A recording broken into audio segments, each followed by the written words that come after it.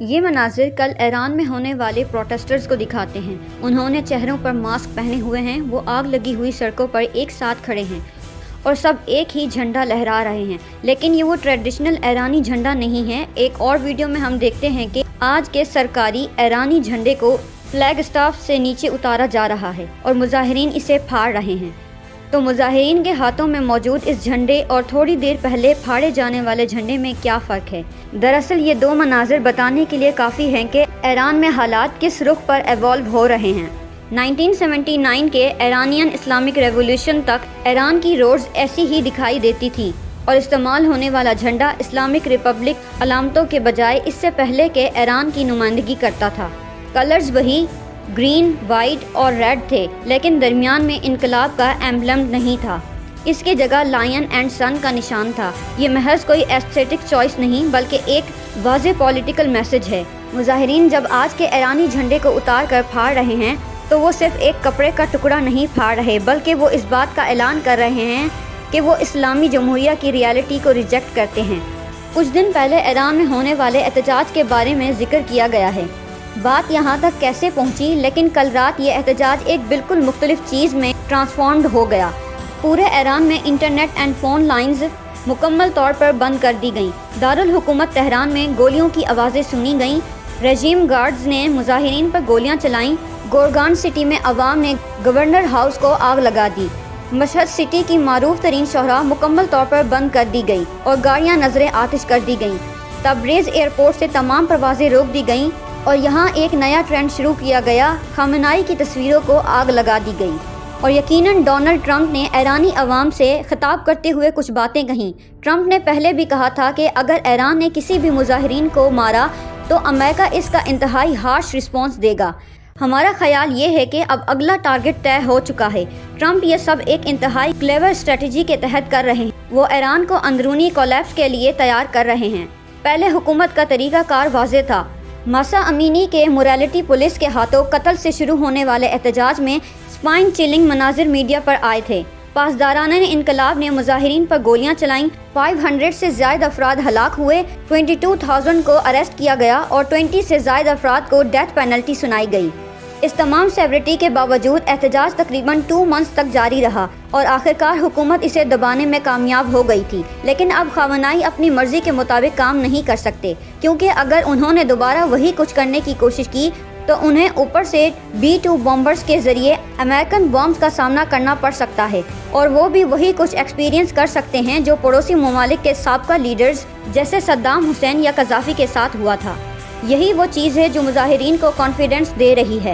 وہ جانتے ہیں کہ حکومت اب پہلے کی طرح ریڈیکل رویہ نہیں دکھا سکے گی، اور اگر دکھائے بھی تو اس کا کنسیکوینس آئے گا۔ اگر ہم واقعے کے آغاز پر جائیں تو اس مقام تک پہنچنا ناگزیر تھا۔ ایران میں ہفتوں سے جمع ہونے والا اکنامک کولیپس، ریال کی قدر میں تیزی سے کمی اور بیسک نیسیسٹیز کا نایاب ہونا، اس سب کی وجہ سے شٹر ڈاؤن اسٹرائک ہوئی، معیشت رک گئی۔ یہ غصہ صرف ایک شہر تک محدود رہنے والا نہیں تھا۔ ان احتجاجوں کو جو چیز مختلف بناتی ہے وہ یہ ہے کہ یہ تحریک کسی ایک سینٹر سے مینج نہیں کی جا رہی، بلکہ یہ ہر جگہ سے بیک وقت ابھر رہی ہے۔ حکومت کے لیے اسے کنٹرول کرنا سب سے مشکل ہے، کیونکہ آپ ایک سینٹرل آرگنائزیشن کو نشانہ بنا کر اسے ختم کر سکتے ہیں، لیکن ایک لیڈر لیس اور پھیلے ہوئے عوامی غصے کو صرف طاقت ہی سے دبایا جا سکتا ہے، اور جتنا آپ اسے دبائیں گے وہ غصہ کم نہیں ہوگا بلکہ مزید وسیع علاقوں میں پھیل جائے گا۔ 31 پروونسز، 92 سٹیز اور 2000 سے زیادہ گرفتاریاں۔ ایران میں نظام اتنا کلوز اور میڈیا پریشر اتنا زیادہ ہے کہ یہ جاننا بہت مشکل ہے کہ کتنے لوگ جان سے ہاتھ دھو بیٹھے ہیں یا احتجاج کس طرح آگے بڑھ رہا ہے۔ اس وقت ملک میں کمیونیکیشن لائنز کا کوئی نام و نشان نہیں ہے۔ یہ 1979 کی تکرار ہے۔ ایک اچھی ہسٹوریکل انالوجی ہو سکتی ہے۔ سطحی طور پر کچھ مماثلتیں ہیں، لیکن گہرائی میں تصویر زیادہ کمپلیکس اینڈ ڈینجرس ہے۔ 1979 میں ایران میں ہر چیز نسبتاً کلیئر تھی۔ خمینی موجود تھے، ایک آئیڈیولوجیکل فریم ورک تھا، اور روڈز پر لگنے والے نعرے بتاتے تھے کہ موجودہ نظام کی جگہ کیا آئے گا۔ آج ایران کی روڈز پر ایسی کوئی کلیئرٹی نہیں ہے، نہ ہی کوئی مشترکہ پولیٹیکل پروگرام ہے۔ قدرتی طور پر آپ کے سامنے کوئی ایسا انٹرلاکٹر بھی نہیں ہے جس سے مذاکرات کیے جا سکیں یا جسے منتشر کیا جا سکے۔ انسان اس چیز سے ڈرتا ہے جسے وہ ڈیفائن نہ کر سکے، اسی لیے ایران آج ریولیوشن کے اتنے قریب ہے۔ ایک اور اہم فرق آرمی کی پوزیشن ہے، لیکن یہاں زیادہ آپٹیمسٹک نہیں ہونا چاہیے۔ 1979 میں شاہ کی فوج طاقتور تھی، لیکن وہ حکومت کے ساتھ نظریاتی طور پر جڑی ہوئی نہیں تھی۔ جب قیمت بڑھی، روڈز کنٹرول سے باہر ہوئیں اور انٹرنیشنل بیلنسز بدلے تو آرمی ایک طرف ہو گئی اور اس اقدام نے انقلاب کا راستہ صاف کر دیا۔ آج کے ایران میں مسلح قوت کا بیک بون ریولیوشنری گارڈز ہیں۔ یہ ڈھانچہ صرف ریاست کی حفاظت کرنے والا ادارہ نہیں، بلکہ معاشی، سیاسی اور سیکیورٹی کے شعبوں میں ریاست کے ساتھ ایک انٹر ٹوئنڈ اسٹرکچر ہے۔ اسی لیے شارٹ ٹرم میں تیزی سے ٹوٹ پھوٹ کی توقع کرنا مشکل ہے، لیکن اس کا مطلب یہ بھی ہے کہ اگر ٹوٹ پھوٹ ہوئی تو وہ کنٹرول نہیں بلکہ ایک ڈسٹرکٹیو ہوگی۔ آج کی صورتحال میں 1979 کے برعکس ڈونلڈ ٹرمپ فیکٹر بھی شامل ہے۔ فی الحال جو واضح ہے وہ یہ ہے کہ ایران میں 3 الگ الگ مسلح ڈھانچے ہیں اور روڈز پر زیادہ تر دباؤ ریولیوشنری گارڈز اور بیسج کے ذریعے ڈالا جا رہا ہے۔ چین آف کمانڈ ابھی بھی کام کر رہا ہے، یہ سچ ہے، لیکن یہ لائلٹی اتنی نظریاتی نہیں ہے جتنا سمجھا جاتا ہے۔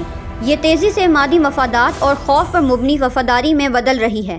اعلیٰ سطح کے کمانڈر معاشی پریویلیج کے ساتھ سسٹم کے اوپری حصے پر بیٹھے ہیں، جبکہ نچلے اور درمیانے درجے کے اہلکار در حقیقت اسی صورتحال کا شکار ہیں، جس کا عوام یعنی ہائی انفلیشن اور تنخواہوں کی کمی، یہ سب اس تصویر کو مزید اہم بتاتا ہے۔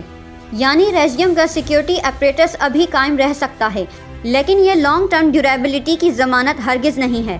یہی وہ مقام ہے جہاں احتجاج سے تھوڑا آزاد ہو کر یہ سوال سامنے آتا ہے کہ کیا ایران ٹکڑوں میں تقسیم ہو سکتا ہے؟ یہ ایک اسٹریٹجک پاسبلٹی کے طور پر میز پر ہے۔